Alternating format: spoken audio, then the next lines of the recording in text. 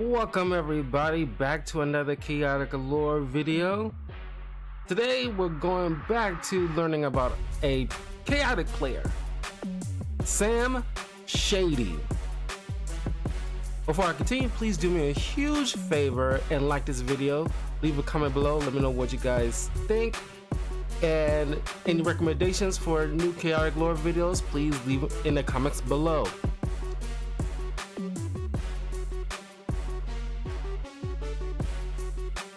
Sam Shady is a chaotic player that has been visiting Chaotic and Param about as long as Cass. Sam has shown to be very cunning and has been known to use underhanded tactics to win matches.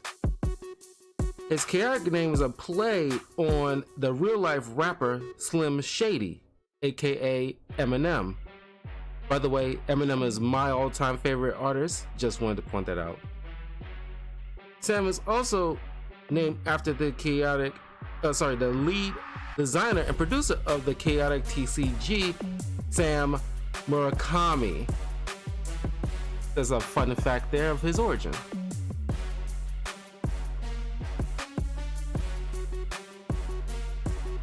There's not much on Sam's history or life outside of Chaotic, but it's reasonable to believe Sam has been going to Chaotic as long as Cass. That's how Cass knew him so well and formed a grudge/rivalry. Sam is technically the first antagonist in the series, if you want to be technical.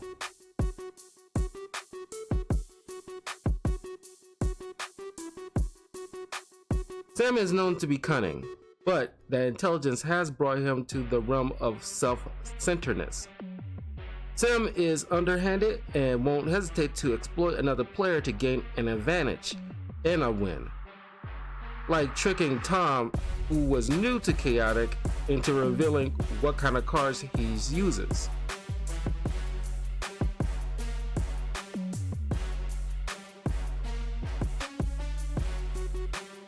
We don't see Sam hanging out with anyone he would consider a friend. I'm sure there's a few maybe in the real world. But as far as Chaotic is concerned, Sam is a bit of a lone wolf. As far as enemies are concerned, he really doesn't like Cass and Tom at all.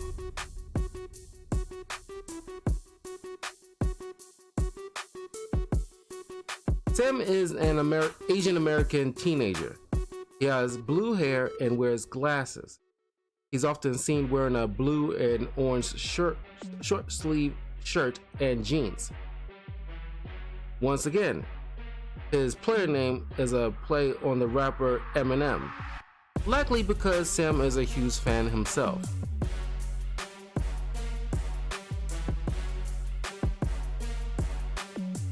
Sam often favors the underworld cards, making Sam the flip side to Cass, although he isn't above expanding his resources outside of the underworld, like the overworld, Danian, and Mepedian tribes.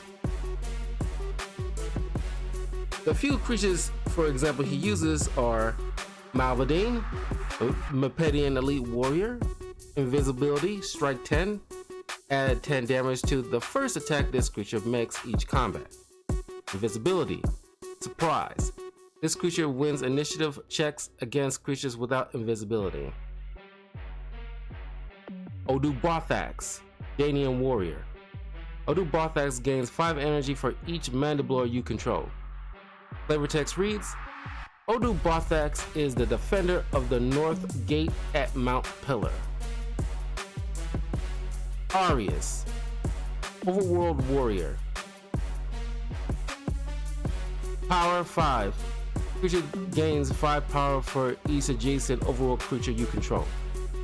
Flavor text reads, if you think he looks angry now, you should have been at the nose piercing. And Takina, Underworld Commander. Sacrifice an underworld creature. Heal 25 damage to Takina. Swift 1. Flavor text reads, Takinam unearthed a shocking secret bond with her arch-enemy interest that she's wisely kept from Kayor. Music that we've seen him use in the series so far is Fanfare of the Vanishing. Target creature gains invisibility strike 15 until the end of the turn. Flavor text reads, when a melody becomes memory, it will never disappear. And Song of Fury, Underworld music. Deal 10 damage to target creature until the end of this turn. Another target creature gains +5 fire. Flavor text reads, my legs or my magician. There is no choice. Cut them off. Milikan, I think.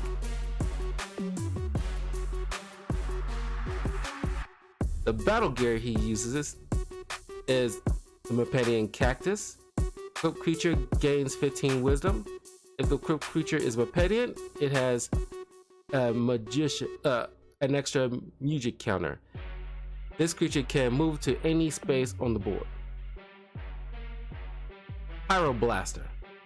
Sacrifice Pyroblaster. Equipped creature gains elemental type fire until the end of the combat. And Skeletal Steed. Equipped creature gains range and swift 1. Reveal this battle gear at the beginning of game. Vowel Driver. Equipped creature gains +5 fire. Fire attacks made by this creature deal an additional 5 damage. There's only 2 locations he uses so far that we know of. Mepedian Oasis, Initiative Courage. Mepedian creatures deal an additional 10 damage on their first attack.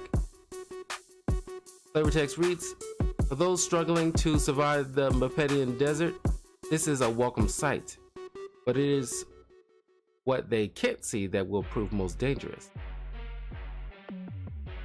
And the Riverlands. Initiative Wisdom. A creature deals water damage. Riverlands heals 5 energy to that creature. Flavor text reads, no one has yet to reach the source of the rushing waters. Could the Kathika be where it all begins?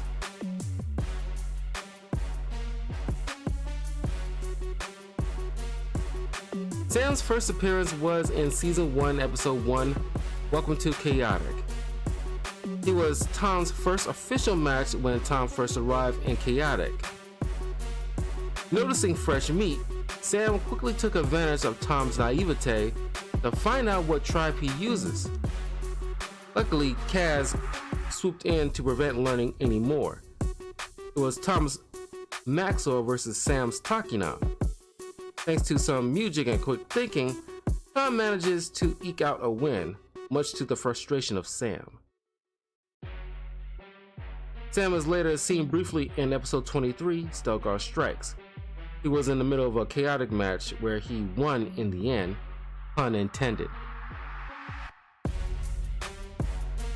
The next notable screen time we get with Sam is in Season 2, Episode 20, Earth to Kaz. In order to prove Chaotic is real, Kaz runs into Sam to ask a favor. Kaz wants Sam to call a number and ask for Paul, but Sam refused without a second thought. Sam had no issue if Kaz couldn't return to Chaotic. It only meant less competition for him, proving the callousness Sam has. In Season 3, Episode 7, Loser's Circle, Kaz sets out to challenge every Chaotic player who ever beat him and beat them using his newly scanned ancient parent creatures. Against Tom's warnings, Kaz kept letting it slip out about where he acquired these rare scans. Getting bold and cocky, Kaz challenged Sam Shady last. Much to Kaz and Tom's shock, Sam knew about the time portal because he followed them once. Sam didn't just beat Kaz at his own game, he told everyone the biggest kept secret.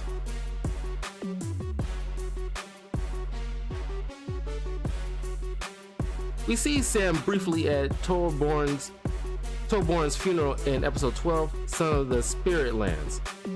Like other players and creatures, he paid his respects to the hero of Perum. This proves that Sam might not be as callous as we thought, but that isn't saying much considering Clay and Cristela were there too. If I want to be cynical, Sam could be using the opportunity to get some scans. And that was Sam Shady. This was probably like the roughly shortest player analysis that I've done, because we don't get all that much with Sam Shady, but in the new series, hopefully we'll get more of his backstory and more of his personality as well as his deck use. But let me know in the comments below. Let me know what you guys think of Sam Shady, what theories you might have about his history, and will we see more of a rivalry or begrudgingly respect towards him and Cass one day? I'll see you guys soon for more of the Chaotic Lore series.